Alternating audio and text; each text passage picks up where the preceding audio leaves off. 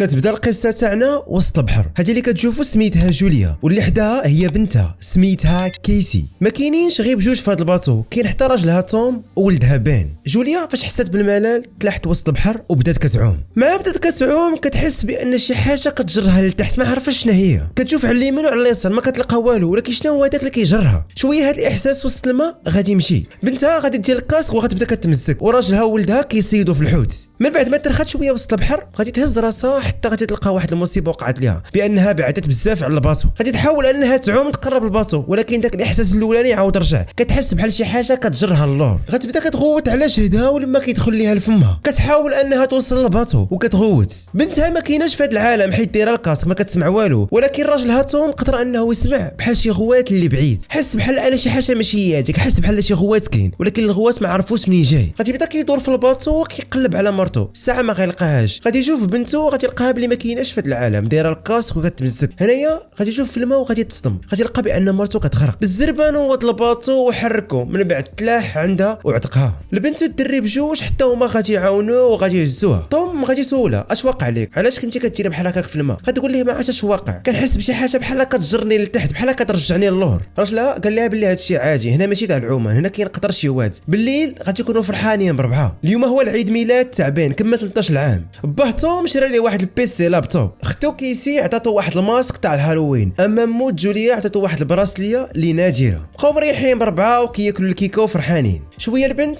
غادي يدور لها الصديق تاع حبيبه، غتهز البيسي وغتخرج للخارج باش تدوي معاه. وهي كدوي معاه كتشوف في السماء بان شي حاجه ماشي هذيك، الضبابه والبرق بزاف كيضرب. حتى صاحبها كان مصدوم من هذا المنظر، قال لها هادشي يلاه وقع باش انا كندوي معاك، البرق كيضرب والضبابه والجو ماشي عادي. شويه الريزو غادي يمشي، ما تقدرش باقي تدوي مع صاحبها. البنت غادي تدخل كتجري تقول هادشي لباه ولمها، تقول لهم بلي انا شي حاجه واقعه في المدينه، كاينه شي عاصفه. فهاد الوقيته هما كيدويو كيشوفوا اش واقع حتى كيحسوا الصداع كاين بحال شي غوات كاين الخارج في الماء. غادي يخرجوا مخلوعين بربعه حتى غادي يلقاو داك الحوت الكبير داير لهم على الباطو. الحوت مخلوع وبحال شي حاجه كاينه غتوقع. توم غادي يقول لهم بلي هذه اشاره بان شي عاصفه غتوقع هنايا. شويه غادي يحسوا بان الباطو دز وتحت، شي حوته من التحت ضربات الباطو. الباط كان مخلوع بزاف، كان عارف بان شي حاجه خايبه وقعت للباطو. غادي يتلاح وسط الماء وغادي يمشي من التحت وغادي يبدا كيقلبوا. توم غادي تعطل بزاف تحت الماء، العائله تاعو غادي يدخلوا عليه حتى واحد شويه غادي يتم طالع وعنده واحد الضربه في الكتف تاعو، دم كيهبط ليه من الكتف. مرتو غادي تمشي عنده غتقول اش وقع عليك، قال لها ما عرفتش اش كاين لتحت، حسيت بحال شي حاجه كبيره تحركت من حدايا. شويه في الفرا تاع الموطو ضرباتني كتفي،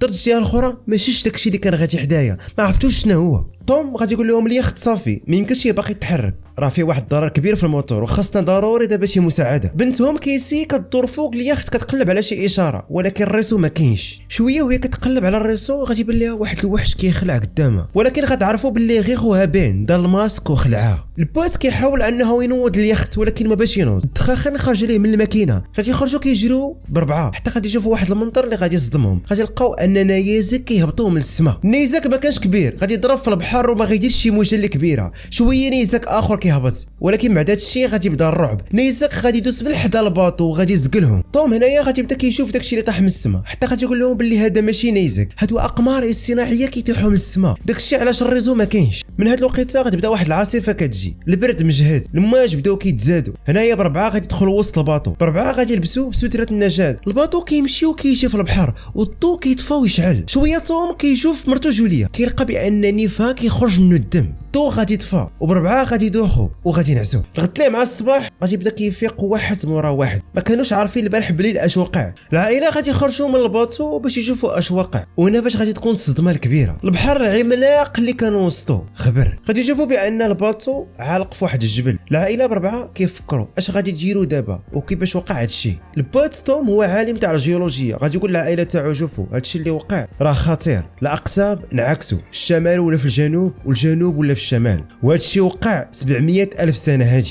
غادي يقول لهم كاع داك الماء اللي كان هنايا غادي يكون مشى لليابسه، يعني المدينه غتكون دابا عمرات بالماء. بنتو كيسي فاش سمعت هادشي غادي تصدم، غادي تنهار، غادي تدخل للبالطو تبدا كتغوت، حيت حبيبه كانت في مدينه وكانت خايفه انه يكون وقع عليه شي حاجه، يكون داك الماء هجم عليه وقتلو. الدري بين غادي يكون عنده شي نفاخات تاع العيد ميلاد تاعو، غادي يربطهم بواحد الخيط وغادي يزيد داك الخيط بواحد الحجره وغادي يخلوهم في السماء باش حتى لا كان شي ناجي يشوف دوك النفاخات ويجي عندهم. بات غادي يمشي عاوتاني للتليفون وغادي يبدا يقرب على شي رازو، تيقلب على شي واحد عنده شي باطو حتى هو كيحاول انه يدور، حتى غادي يلقى واحد شي تشينوي سميتو ناو حتى هو كيدور في التليفون تاعو. هاد ناو هو قبطان تاع الغواصه، كان وسط البحر حتى لما كامل اللي كان مشى والغواصه تاعو تحطات في الارض. هاد ناو غادي يقول لطوم جو في الاقطاب نعكسو، الماء اللي كان في البحر مشى لليابسه، ولكن هادشي ما غيبقاش مده طويله، من بعد سيمانه الماء اللي مشى غادي يرجع للبحر وغادي يرجع بواحد السرعه وبواحد العنف اللي كبير، وهادشي يمكن ليه يقتل اي واحد كاين في الارض. القبطان ناو غادي يقول لطوم جو خاصكم تمشيو لاعلى بلاصه كتشوفوا شي جبل يكون عالي، تماك غادي يكون امن لكم شويه. اما الا بغيتو في شي بلاصه اللي عاديه الماء راه غادي يجيب واحد السرعه اللي كبيره، وهادشي اللي غادي يخليه يضربكم ويقتلكم. توم فسمع بان هاد السيد قبطان تاع غواصه وعنده غواصه دابا، غادي يطلبوا انه يقول لهم فين كاين باش يمشي عنده ويعتقهم، ولكن هنايا القبطان غادي يقول لي اي كاين الغواصه، ولكن الغواصه اللي عندي كتهز غير 3 الناس، يعني باقيين 2 بلايص. غادي يطلبوا غادي يقول ليه بدك تعتق ليا غير بنتي وولدي باقيين صغار، غادي يوريه الاحداثيات تاعو فين كاين، وغادي يقول ليه باللي انا بعيد عليك ب3 ايام تاع الطريق. غادي يكمل معاه لابيل وغادي يعيط للعائله تاعو وغادي يقول لهم صافي لقيت واحد السيد عنده غواصه، ولكن الغواصه باقيين خاويين فيها غير 2 البلايص. الاحداثيات تاع الغواصه فين كاينه راه عندي، وغدا ان شاء الله راه غادي نتحركوا عنده. باش نوصلوا عنده خاصنا 3 ايام، واليوم خاص نرتاحوا مزيان حيت تبعنا طريق طويله بزاف. الغد ليه مع الصباح غادي يفيقوا هما مرتاحين من بعد ما نعسوا واحد الليله كامله. توم كيجمع الماكله وكاع داكشي اللي عنده، الماء والحوايج باش يقدروا انهم يصبروا في الطريق اللي غادي يضربوا. شويه كيجوا في الشرجم كيبان ليه بحال شي حاجه من بعيده كتحرك، غادي يخرج من الباطو غادي يبدا كيشوف شكون هو داكشي اللي كيتحرك، حتى غادي يلقى بلي واحد السيد ناجي من هاد الكارثه اللي وقعات ومعاه الكلب تاعو كحل. توم غادي يتم خارج فرحان عند هاد السيد غادي عنده وهاز معاه قرعه تاع الماء، غادي يوصل عنده وغادي يعطيه القرعه يشرب. فاش هاد السيد شرب وشبع ماء، القرعه اللي عطاه توم غادي يضربوا بها الراس. من بعد كان هاز معاه واحد العصيه كان هو اللي مصيبه وفيها موس، غادي يبدا كيضربوا الكرشو بديك العصيه. مرتو غتسمع الخوات وغادي تتم خارجه، ولكن غتكون تعطلات، راجلها فهاد الوقيته صافي ودع الحياه. فهاد الوقيته جوليا فاش عرفت بان راجلها مات غادي تبغي ترجع كتجري للباطو، وهي راجعه كتجري السيد غادي يسف عليها بديك العصيه اللي كان فيها موس وغادي تضربها لكتفها، غادي تطيح ولكن ما غادي يكون وقع عليها والو غير جرحه. غادي تقدر تدخل الباطو وتسد البيبان والشراجم. بين وكيسي غادي يحلوا واحد الفوطي وغادي تخشاو وسطو، وجوليا غتعطي لبنتها واحد الفرجي تاع النجاه كيطلقوا به الاشاره الا كان شي واحد مضطر. غتهز واحد الموس كبير وغتريح تخبى جهه الدوش. فاش شاف بان الباب مسدود غادي يحاول انه يهرسو باش يدخل لداخل، وغادي يبدا كيقلب عليهم. هاد السفاح هذا كان جيعان مع شاف الماكله طلع عليها. من بعد غادي يبدا كيقلب على جوليا في هاد الوقيته قدرت انها تفتح واحد الثقبه في الدوش وتخرج. غادي يبدا كيدور وسط الباطو حتى غادي يلقى هاد الثقبه، غادي يطل وغادي يخشي راسو وغادي يعرف بانها هربات. ولكن جوليا فاش غتبغي تهرب غتلقى بان الكلب تابعها من اللور غادي يتلاع عليها وغتبدا كتضربو. ضرب يا ما تضرب، ضرب يا ما تضرب حتى طيحته جثه هامده. السفاح سمع الغوات غادي يخرج وغادي يطل من فوق الباطو حتى غادي يبان ليه الكلب تاعو ميت.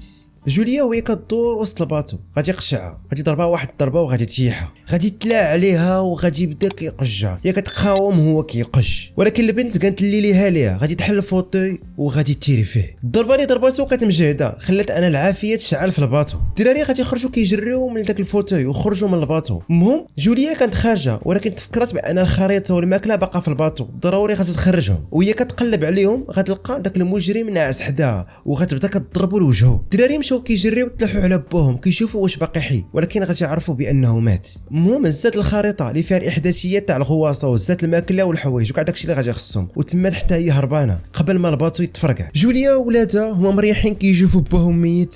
شويه داك المجرم غادي يخرج، واخا كان مضروب وكيعرج كان باقي انه يزيد. مع شافوه غادي يتخلعوا، غادي يودعوا باهم توم. كانوا مصدومين بزاف على هادشي اللي واقع، خاصهم يهربوا حيت المجرم جاي ليهم ولا قبضهم راه غادي يقتلهم. مع التمو غاديين كيجري وداك المجرم تبعهم، الباطو غادي تفرقع. من بعد واحد الوقيته هما غاديين كيجريو، غادي يريحوا يستراحوا، غادي يبقاو كيدويو وبين كان طار عليه الدم بزاف. كان عارف انه هو السبب هاد المشاكل كامله، هو اللي دار دوك النفاخات في السماء والراجل جا فهم وجا، يعني هو السبب هاد المشاكل كامله. غادي يكمل يمشي حتى الدري بين غتبان ليه سمكه القرش، قرش ميت. فاش جافو غادي يمشي كيجري عنده، هما غادي القرش بيشوفوه حتى غادي تدور امهم، وغادي يبان ليها بلي داك المجرم قرب ليهم. غتبدا كتغوت على ولادها باش انهم يجريوه وما يبقاوش يتمشاو. من بعد ما جراو واحد المسافه اللي طويله عاوتاني غادي يقدروا يهربوا عليه حيت المجرم اللي تابعهم كان مضروب وما تيقدش يجري. هما غاديين كيشوفوا بزاف د الحوايج اللي غريبه كاينه، حيوانات قراع كتار، شي حوايج اول مره كيشوفوه. من بعد مده هما غاديين غتبان لهم واحد الطياره، فاش شافوها فرحوا بزاف، عرفوا بان ديك الطياره هي فين غادي يرتاحوا.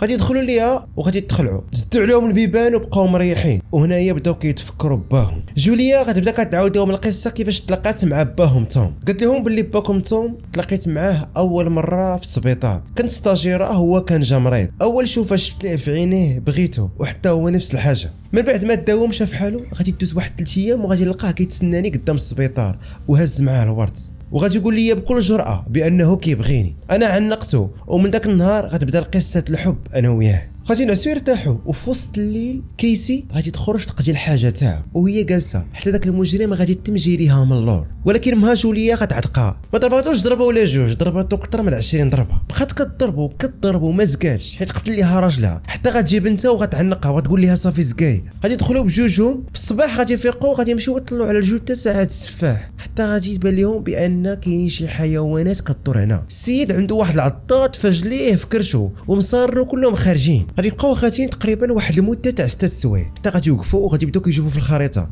كيشوفوا واش الطريق اللي تابعينها صحيحه. واحد شويه جوليا غتشوف ولدها بانه جا العطش بزاف، غتبان ليه واحد القلده تاع الماء تاع البحر وغادي يخشي فيها وجهه، غادي يبدا كيشرب. هي غادي تمشي عنده بالزربه وغتقول ليه بهذاك الماء راه عامل ميكروبات، ولا شربتي منه راه غادي تمرض. غادي يبداو غاديين والشمس ضربه ليهم في راسهم وفيهم العطش والجوع. الدري بان داك الماء ضرو وبدا كيحس بالدوخه وكيحس في راسو بانه ما قادش يمشي. غادي يرتاحوا في واحد البلاصه من بعد ما لقاو شي كراسه، غادي يصيبوا بهم بحال شي دار صغيره وغادي يتخشاو وسطها. جوليا كانت طبيبه وهزه معاها الدواء، غادي تدق ليه واحد الشوكه باش يفوتوا الصداع حيت الماء اللي كنشرب كنضرو. غدت ليه مع الصباح جوليا غتفيق على واحد الصوت اللي غريب، كتسمع بان بحال شي حاجه كثيره جايه من جهته.